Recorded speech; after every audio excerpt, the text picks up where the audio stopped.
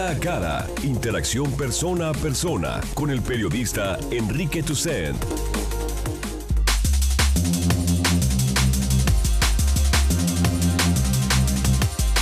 Nueve de la mañana con 5 minutos, estamos ya comenzamos cara a cara, es martes 4 de octubre. Comenzamos con la discusión de muchísimos temas y antes de saludar al doctor Arturo Gleason, con el que tendremos un enlace telefónico, te saludamos como cada martes. Doctor Jorge Rocha, ¿cómo estás? Enrique, personas que nos escuchan, muy buenos días. ¿Tú te sorprendió lo que publica hoy el diario Mural, que Pedro Kumamoto encabeza las preferencias electorales de cara al 2018 en el municipio de Zapopan? Fíjate que no me sorprende que esté jugando, no me sorprende incluso que vaya arriba.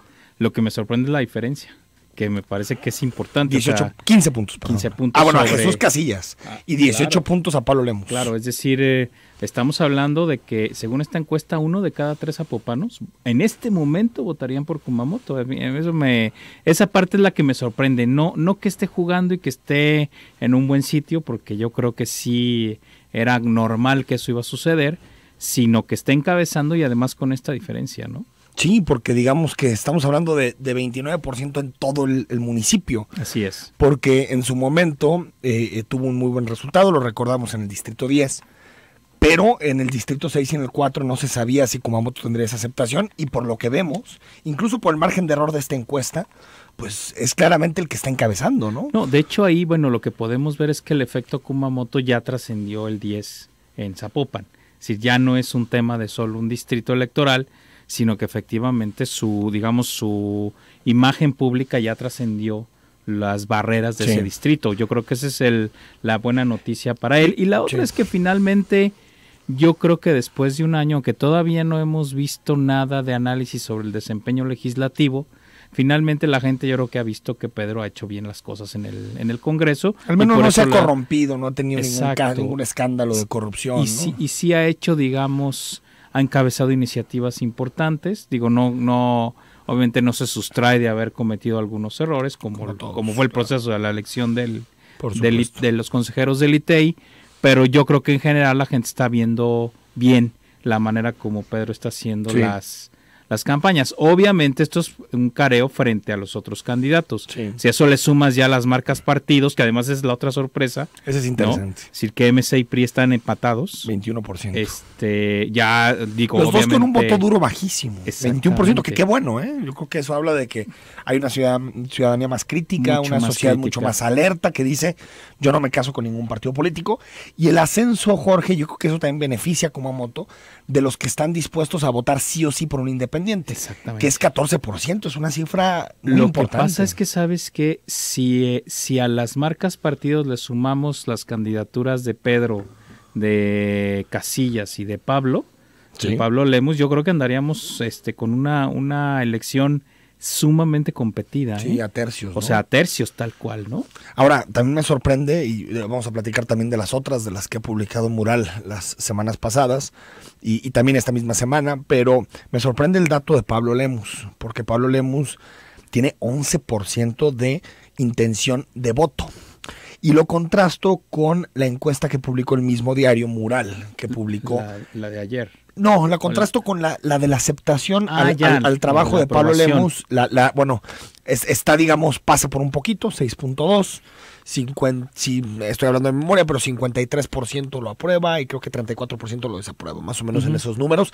Pero lo que me parece interesante es que cuando le preguntaban a la gente, ¿tú estarías de acuerdo en refrendarle el mandato a Lemus? El 59% era muy decía, alto, casi el 60%. Y esto totalmente contrasta con lo que sería una elección abierta, ¿no? ¿Qué es lo que se me hace interesante? Hay una buena parte de los zapopanos que estaría de acuerdo en refrendarle el mandato a Lemus, al menos a la mitad del periodo, pero no necesariamente en una elección abierta y constitucional votar por él. Lo que pasa es que, ¿sabes qué? A lo mejor los zapopanos lo que están diciendo es, no, sí, que termine el periodo, pero ya para otro, ¿quién sabe?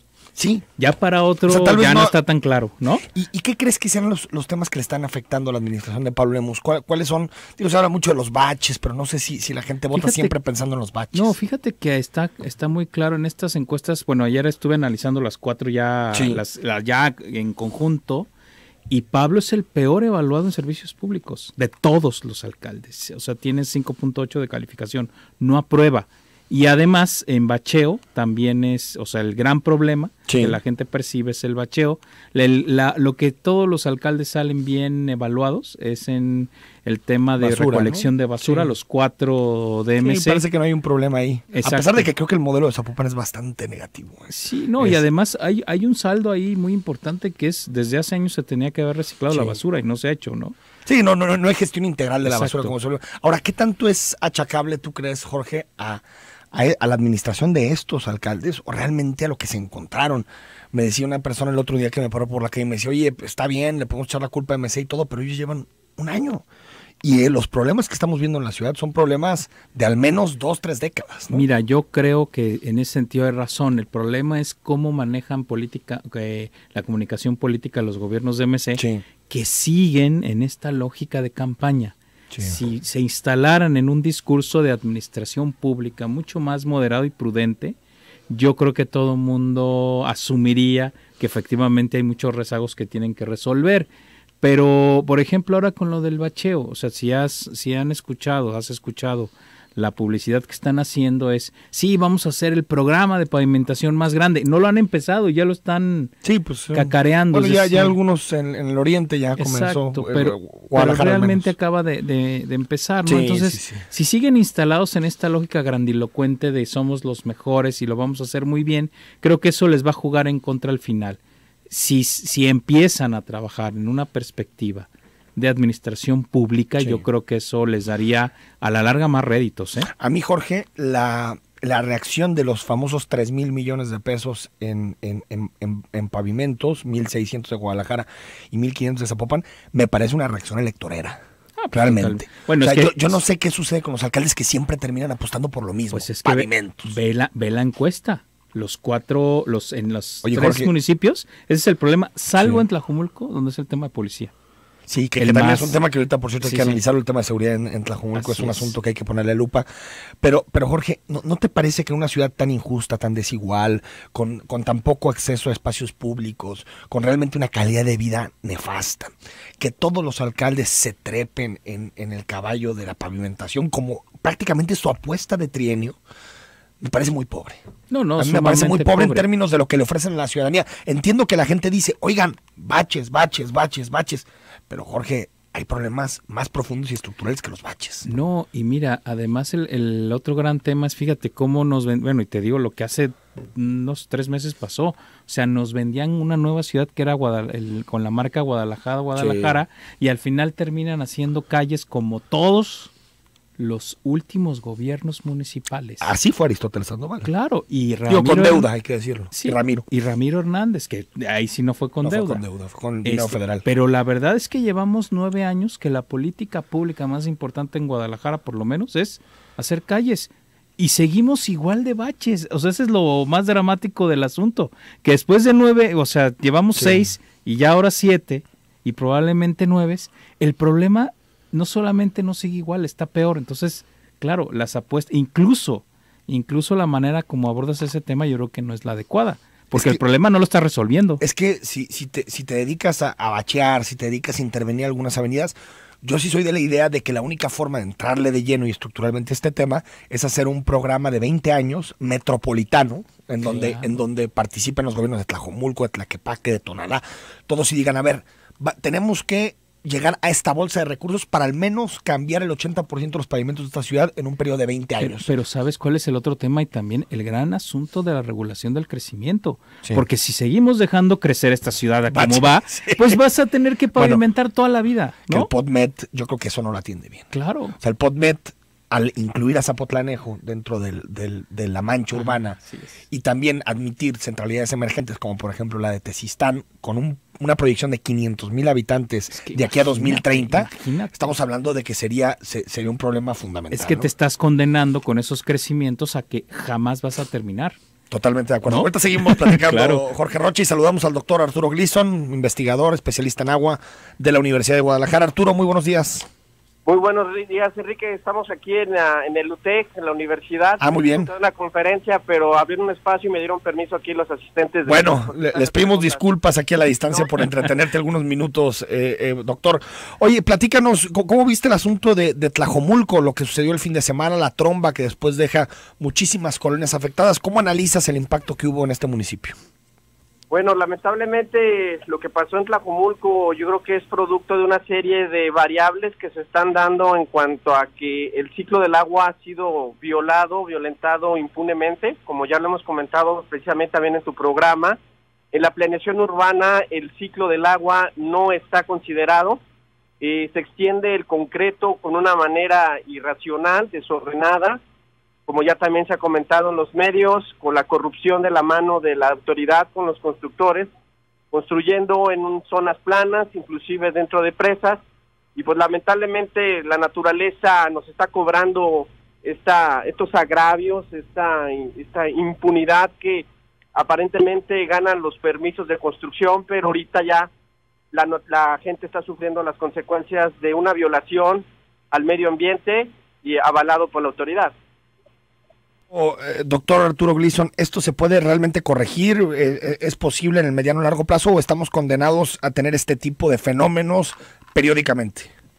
Yo creo que no estamos condenados en el sentido de que si decidimos revertir el daño, existe un concepto que se llama restauración hidrológica de cuencas urbanas, sí, en donde tenemos que darle otra vez vida a la cuenca a través de la infiltración donde se pueda, la captación de agua de lluvia, la separación de aguas negras. Lo que me preocupa, más bien la pregunta que yo me haría es ¿cuánto tiempo tenemos para revertir el daño? Sí. Hay un punto de retorno que los investigadores estamos tratando de fijar, es que, por ejemplo, al momento que tú no dejas o impides que el agua entre a tu suelo, la capacidad de recarga de los suelos se compacta, se limita, sí, porque se compactan los suelos. Estamos hablando que al momento que se generan las inundaciones se generan escurrimientos y estos escurrimientos van a los ríos secando los acuíferos.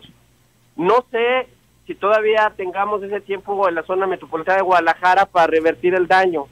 Creo yo que nada más apostar por colectores es muy limitado, porque lo que necesitan las cuencas, y sobre todo la cuenca que estamos hablando, había que decirlo, la cuenca del Ahogado, sí, pues ya va en una franca expansión urbana, con un énfasis en la destrucción, que yo creo que es la única cuenca de la de Temajac, donde está la ciudad de Guadalajara primeramente, y la del Arroyo Blanco allá en Tezistán, es la menos dañada. Entonces, yo espero que haya racionalidad en la autoridad y en los ciudadanos para que podamos parar esta urbanización desordenada y podamos transitar hacia una restauración del ciclo y, claro, a un desarrollo urbano más sostenible. Ahora, doctor, Alberto Uribe, alcalde de Tlajomulco, ha hecho del tema medioambiental una de sus apuestas de mandato. ¿Crees que debería entrarle a este tema de forma clara y contundente? Porque una cosa es el tema del medio ambiente en términos abstractos y otra es el impacto que está teniendo ya en términos de la vida cotidiana de los ciudadanos.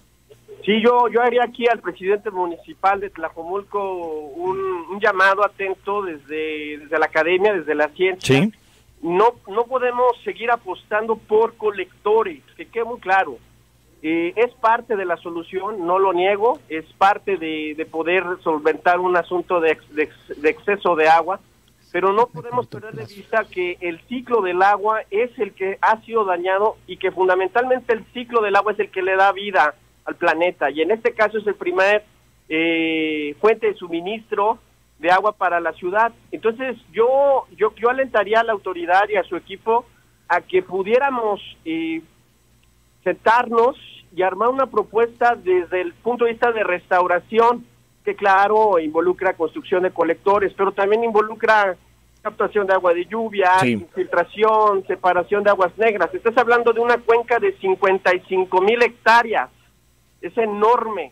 Entonces necesitamos la ayuda de todos, pero debe partir de una esencia, ¿no? Que es la que yo estoy tratando de posesionar, que es la restauración del ciclo, donde se involucre no solamente la técnica, sino la política, la participación de los ciudadanos, y emigrar de un modelo basado en el desalojo a un modelo basado en la restauración de cuencas.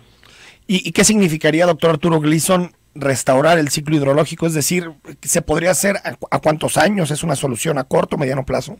No, bueno, ten idea que el daño que he tenido las cuencas de Guadalajara no menos de 40 años.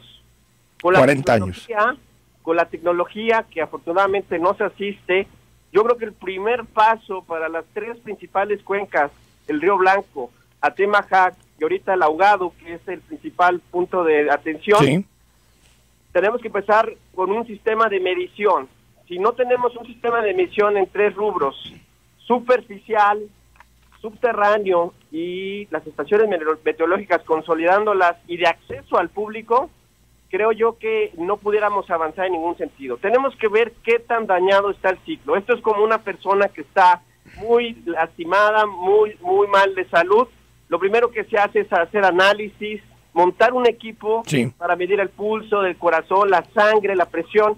Algo así yo creo que es lo que necesita la ciudad en primer caso para ver qué tanto estamos dañados y establecer un tratamiento, como la medicina lo establece, para empezar a hacer las restauraciones vía, repito, aumento de masa forestal que absorba agua, infiltración del agua donde se pueda, almacenar el agua, por supuesto los colectores para separar las aguas negras de las fluviales, pero tiene que partir de una visión integral, no una acción inmediatista que limiten a resolver un problema localmente o de un sitio de inundación, sino tiene que ser desde una perspectiva más amplia, en donde podamos ver toda la cuenca del Ahogado, desde Santa Anita, desde los cerros donde está Palomar. Desde Zapopan, ¿no? Hasta el Salto Juanacatlán, más o menos, esa es la distancia, ¿no? Entonces, para dejarlo en claro, Arturo Gleason, si no hacemos eso, seguiremos con los problemas. Mira, yo voy a Australia el pasado mañana y precisamente vamos a una reunión mundial donde van 5,000 expertos precisamente convocados para ver cómo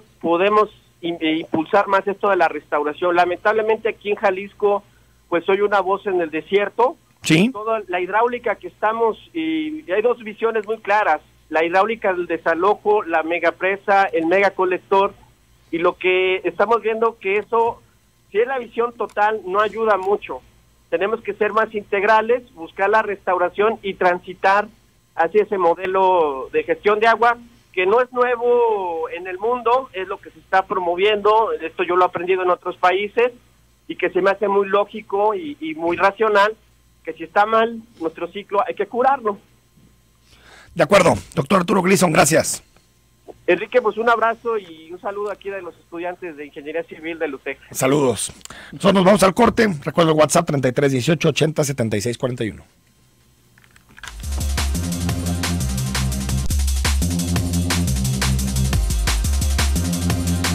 De la mañana con 25 minutos, después de escuchar al doctor Arturo Gleason en este tema del agua, hablando, Jorge, de decisiones estructurales, ¿no? Claro. De no andar bacheando en el camino, ¿no?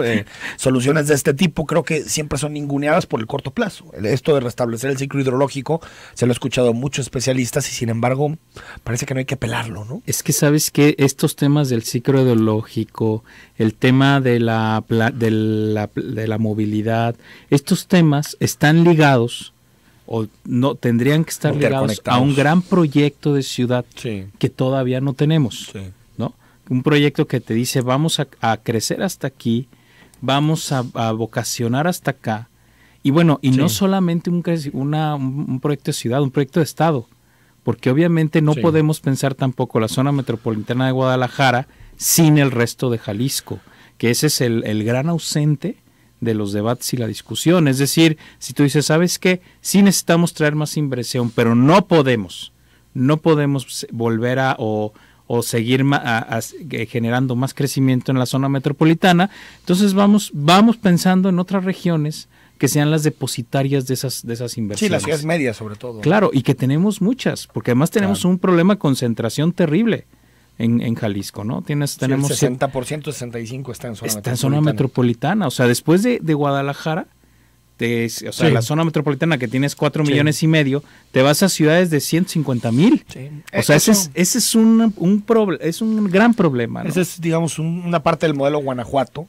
que fue exitoso, ¿no? Apostar por distintos, muy cercanos uno de otro, pero distintos entornos urbanos interconectados, con vocacionamientos muy claros, y eso le ha permitido a Guanajuato ser un estado que ha crecido mucho en los últimos años. Era un estado, yo recuerdo, un estado muy pobre, ¿no? Y un estado con mucha, o sea, yo creo que es de los que más inversiones está captando de totalmente, de todo tipo, y además con una reconversión económica brutal, ¿eh? Sí, ya el lado derechoso ya lo dejamos para otras discusiones. No, de hecho, fíjate, bien, muy interesante, hasta en términos de universidades, o sea, a Guanajuato se fue un módulo de la UNAM, hay un módulo del IPN, en Aguascalientes se puso el CIDE. Sí, en nuestro entorno, ¿no? Es decir, es lo que es el polo que está jalando. Aguascalientes también es otro modelo interesante, por así cierto, es. donde parecía que su gobernador estaba bien calificado, Carlos Lozano, y al final perdió la gubernatura, ¿no? Lo que quiere decir que de pronto las encuestas y eso que estamos platicando las hay que verlas, ¿no? Con un poquito con toda la reserva necesaria, pero sí nos dicen, más allá del análisis puntual, trazos generales, ¿no, Jorge? O sea, trazos que tienen que ver con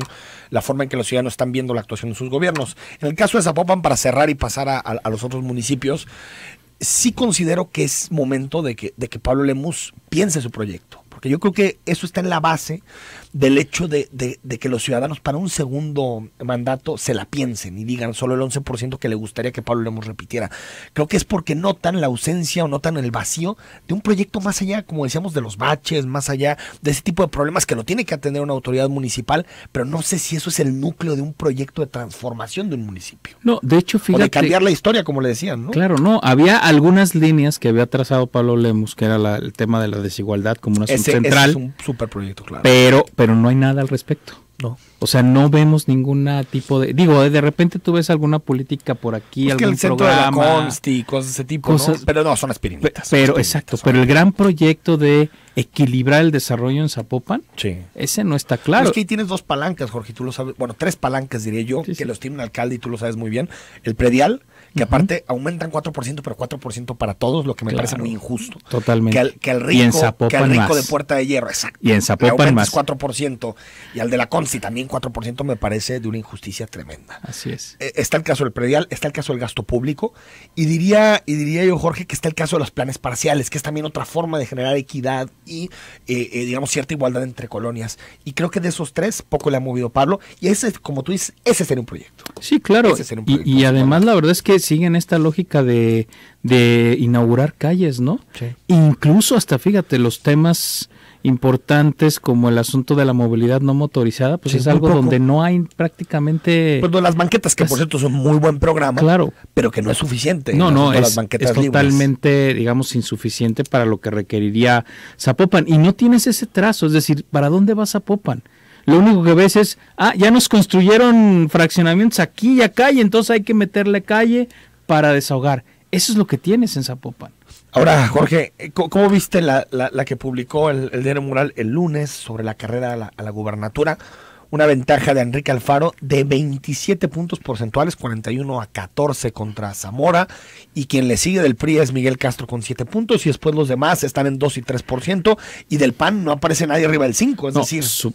a mí me parece muy interesante. Primero porque lo primero que me queda claro en esta encuesta es que la mala evaluación que tiene Alfaro todavía ahorita como presidente municipal, que lo vimos la semana pasada, y prácticamente todo el mundo escribimos al respecto de que su gobierno no ha dado los resultados que quiere, eso todavía no le impacta electoralmente a Alfaro. No. A Enrique Alfaro.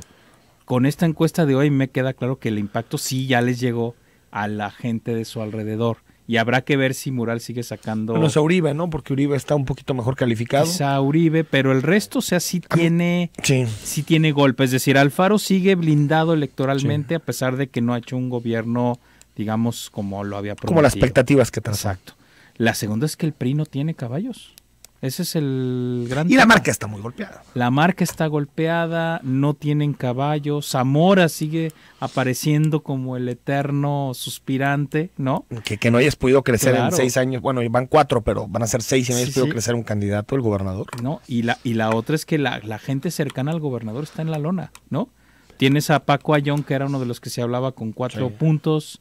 A Miguel Castro, que es, digamos, el mejor posicionado, pero con 7. Es decir, 7 frente a 41 no tienes absolutamente nada que hacer. O sea, vas a hacer una candidatura testimonial. Obviamente, luego el del PRI le va a crecer la marca, ¿no? Y Alfaro se va a equilibrar, es normal. Claro, pero son ajustes, ¿no? Pero de todos modos estás hablando de una ventaja muy importante. Pero yo creo, Jorge, que si bien, a ver, yo los 6 cuando califican a los alcaldes, a mí no se me hacen calificaciones tan malas para el momento de la indignación que viven los ciudadanos, lo digo. Y cuando me dicen, oye, es que Alfaro trae 6 y Marlene Limón trae 6.1, pues está en el margen de error. O sea, si te fijas, el margen de error es más menos 4.9, que es un margen de error amplísimo. Es decir, entre un margen superior y el margen inferior de la encuesta hay 10 puntos de distancia. Por lo tanto, se me hace complicado hacer comparaciones entre ellos, porque todas las comparaciones entran precisamente en el margen de error. Sin embargo, lo que me parece impresionante es esto que decías. Y tiene que ver con que sí, la gente dice, oye, Enrique Alfaro, no me has dado las respuestas que yo quería. Estoy viendo dos temas, servicios públicos y seguridad. Pero sí dicen, Enrique, tú sí tienes un proyecto. Exacto. Eso es la diferencia, creo que con Pablo Lemus. O sea, lo que le dicen es, tú tienes un proyecto que es básicamente orden y recuperación de espacios públicos.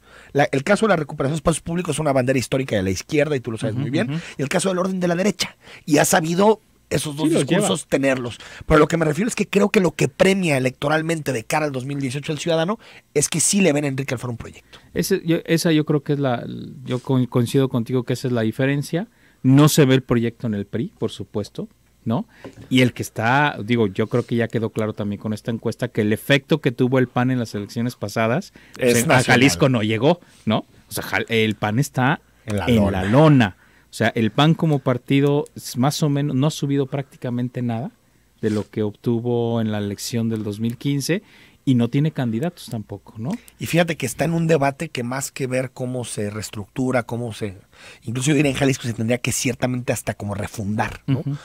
Está en un debate de si pacta con MC, pacta con el PRD, si va solo, si no, si baja candidato, en un debate solo estratégico de cara al 18 y no un debate identitario, un debate de propuesta política, de proyecto, que es lo que tendría que tener el Partido y el Nacional. PRD no aparece. No, bueno, el PRD en Jalisco va rumbo a perder el... Sí, yo creo que hay dos partidos que con esta elección tendrían que estar en un proceso de literalmente refundación, que yo creo que es el PAN y el PRD. Fíjate. Los dos tendrían que estar en esa tónica, sabiendo que 2018 va a ser solamente una parte de ese proceso de refundación, así de sencillo, porque los dos los veo en la lona. Obviamente está claro que vamos a tener una elecciones muy divididas entre PRI y MC, con un MC que obviamente está creciendo, sigue teniendo una gran figura que se llama Enrique Alfaro, y por otro lado, Alfaro frente a la marca PRI, eso es yo creo que lo que vamos a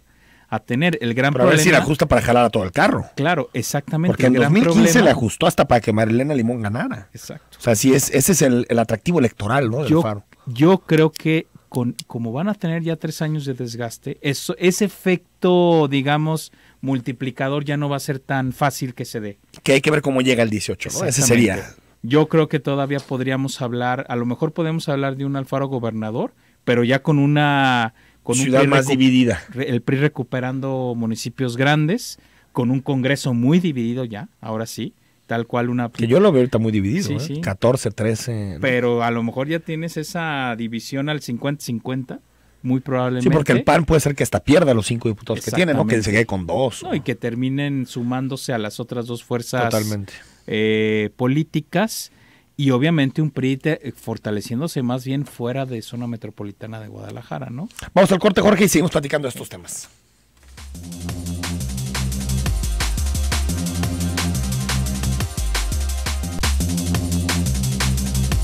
Estamos de regreso, 9 de la mañana con 40 minutos. Estamos en Cara a Cara, platicando esta mañana con el doctor Jorge Rocha sobre la actualidad política.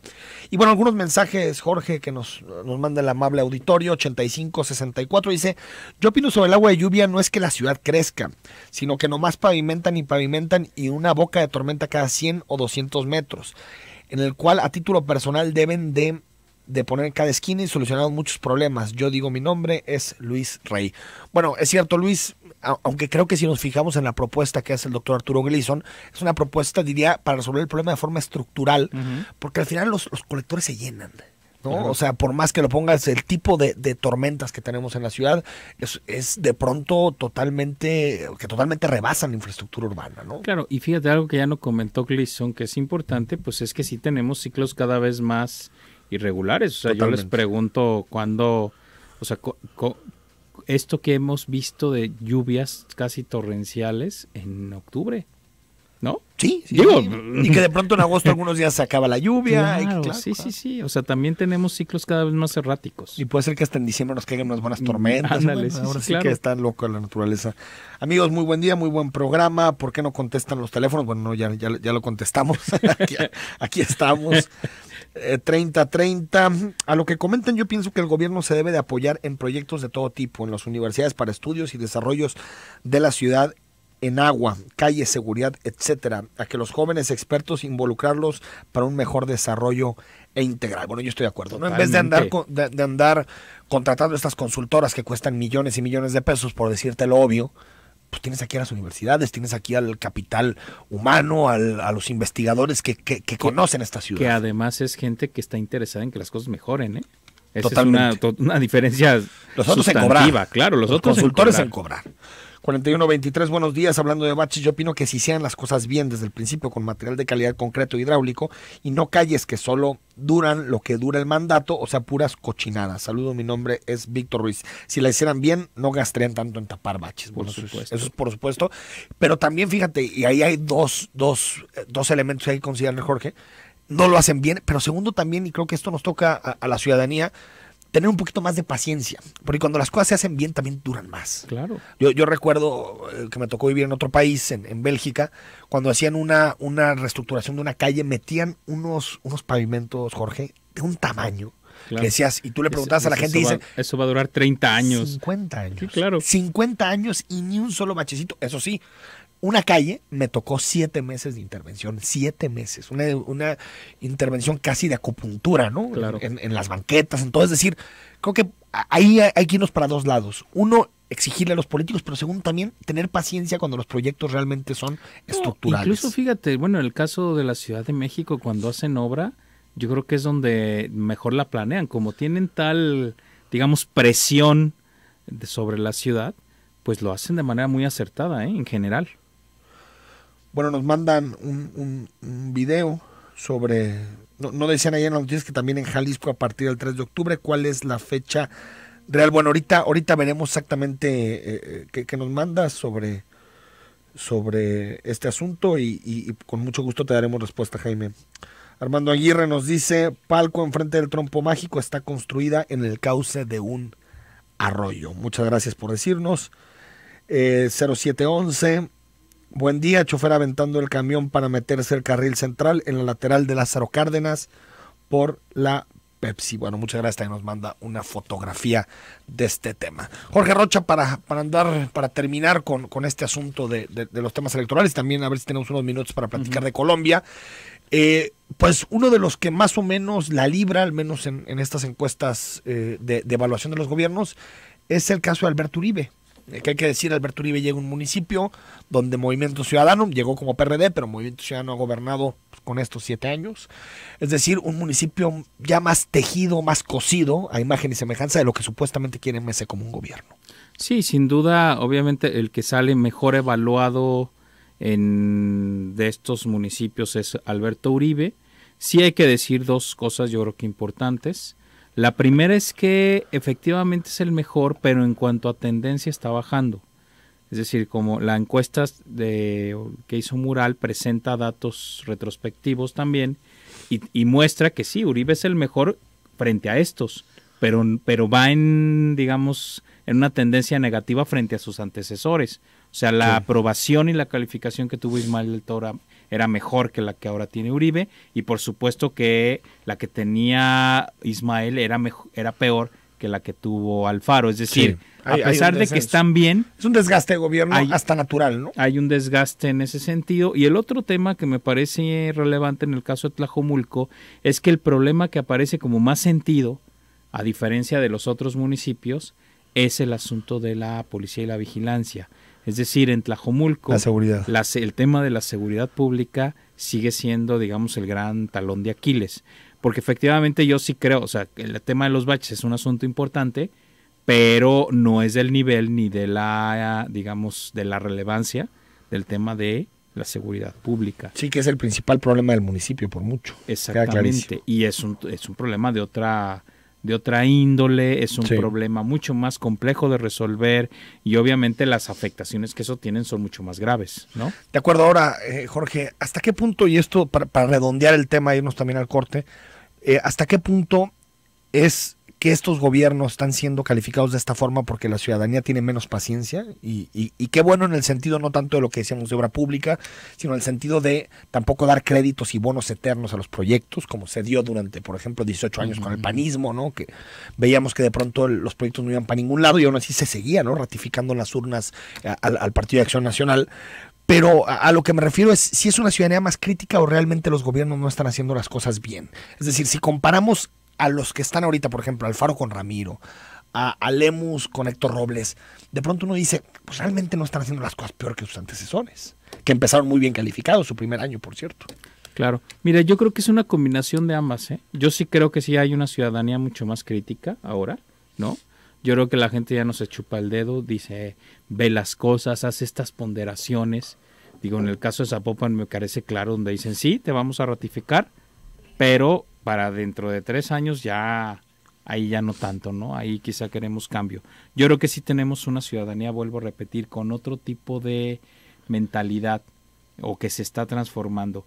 Y la otra es que también, pues estos gobiernos se metieron en una inercia tremenda, ¿no? A pesar de eso, las promesas que han dicho. Yo creo que las expectativas son los que le están pasando una factura tremenda. Son inercias enormes, ¿no? No es lo mismo gobernar Tlajomulco que gobernar Guadalajara, que gobernar Zapopan, sí, y obviamente Tlaquepaque. Claro. Y quitando que no sea lo mismo, Jorge, cuando tú dices que vas a cambiar la historia, creo que tú mismo te pones, digamos, unas expectativas y las varas que es totalmente incumplible. Yo creo que como cualquier administraciones tienen sus luces y sus sombras. Fíjate que es muy curioso, pero a Alfaro le está pasando este efecto. Algunos decíamos, es que si van a comparar a Alfaro frente a Ramiro le va a ir muy bien, ¿no?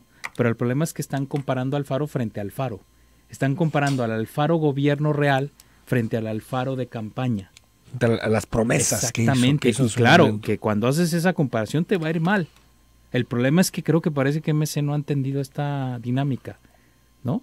Y al final, bueno, terminan con las excusas típicas de todo lo malo viene de atrás. Yo creo que no es tampoco tan claro, ¿no? Y además, bueno, también sí hay que decir, yo creo que la gente todavía está dando beneficios de la duda, porque es el primer año. También la gente ya aprendió eso, ¿no? Habrá que ver el siguiente año a ver cómo van las cosas, ¿no? Nos dice María del Socorro Martínez, los pavimentos no duran porque los materiales son de mala calidad, las personas que los ponen no están capacitadas para eso, y a eso agrégales que por la construcción de tantos edificios enormes, los trailers, camiones pesados que llevan y traen materiales de construcción los dañan más. Bueno, muchas gracias por tu comentario.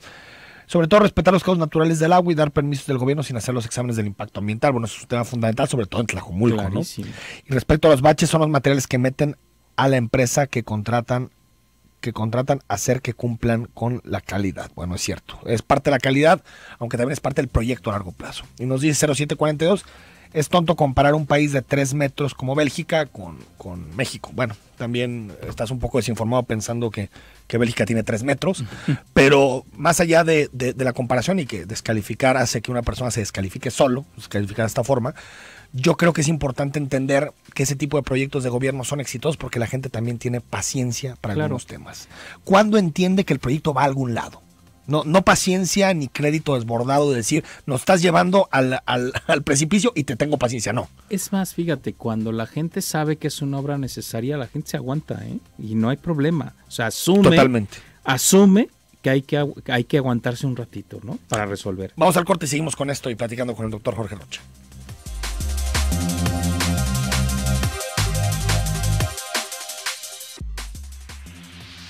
Comunicación sin fronteras. Escucha Zona 3 en TuneIn Radio, la estación del reporte vial en el 91.5 FM.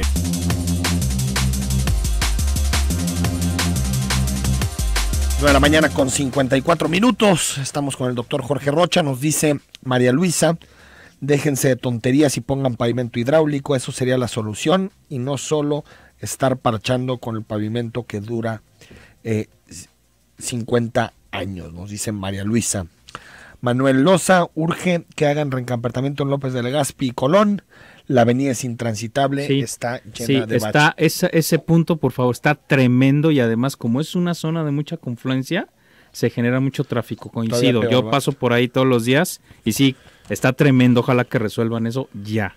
Un comentario, Jorge, sobre el plebiscito de la paz en Colombia. Hay que recordar que hay un conflicto en Colombia, un conflicto histórico entre las FARC y el gobierno de Colombia, 52 años en conflicto, y desde hace 4 años se empezó a hacer una negociación en La Habana, Cuba, entre el gobierno de Santos y la cúpula militar y la cúpula política de las FARC. Llegaron a una serie de acuerdos, muy polémicos, por cierto, esos acuerdos, que después se pusieron, como debe pasar en un país democrático, se pusieron a consideración de los ciudadanos y al final por estrecho margen, 50.2 a 49.7, por estrecho margen, los colombianos rechazaron la negociación o el acuerdo entre las FARC y el gobierno de Santos. Sí, fíjate que, bueno, para empezar, sí es una mala noticia. Yo creo que probablemente, bueno, a ver, como que hay varias capas superpuestas, que es lo que yo alcanzo a ver.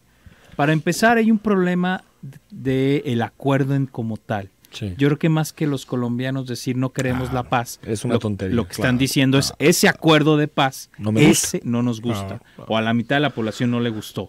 Que ese es el análisis crítico, porque mucha gente prefiere la guerra a la paz. Eso nunca estuvo a referéndum. No, yo creo que está claro que no es un tema de queremos guerra o queremos paz. Yo creo que además la paz en términos estrictos no se puede someter a referéndum, ¿no? Como tal. Es un valor democrático fundamental.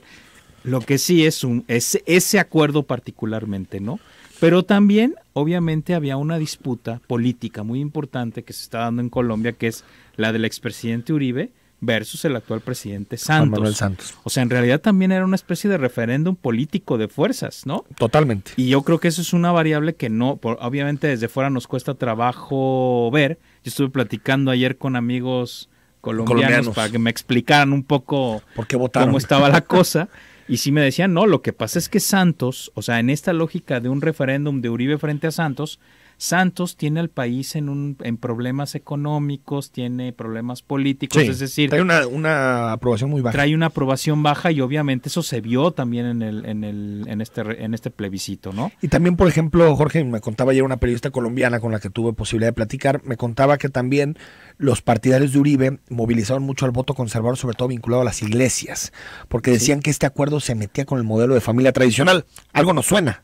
Sí, verdad, que de repente algo no suena, pero interesante como tú dices, se volvió en algo más que el acuerdo de paz. Sí, yo creo que es un referéndum sobre Santos y sobre su política de gobierno. Exacto, y otro proceso que yo creo que es más amplio es todo este rebote derechoso que hay en Sudamérica, ¿eh? Totalmente. O sea, es decir, es un rebote que ya afectó a Brasil, que afectó a Argentina hace un par de años, que ahora está afectando a Colombia, que por supuesto está afectando a Venezuela.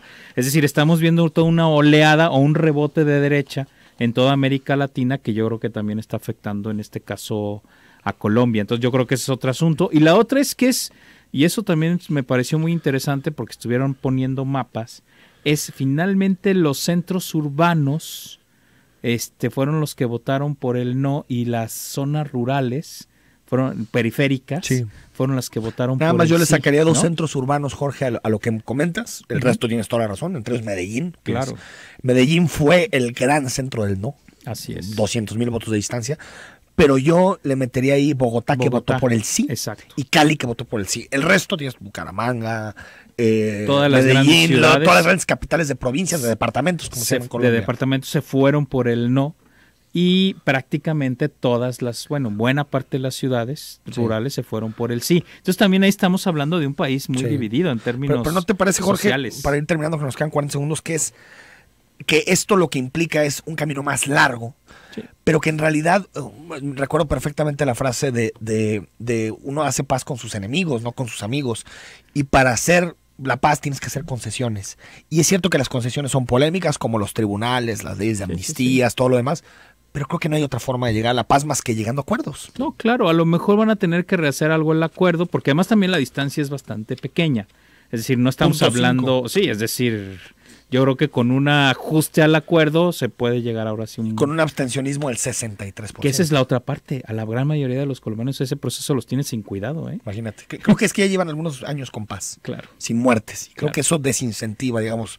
la salida. Pero como para qué votamos algo que ya está pasando, ¿no? Jorge Rocha, gracias. Como cada martes, gracias. Nos vemos la siguiente semana. Nosotros nos vamos. Mañana discutimos sobre un programa polémico que es el del Torito, su ampliación.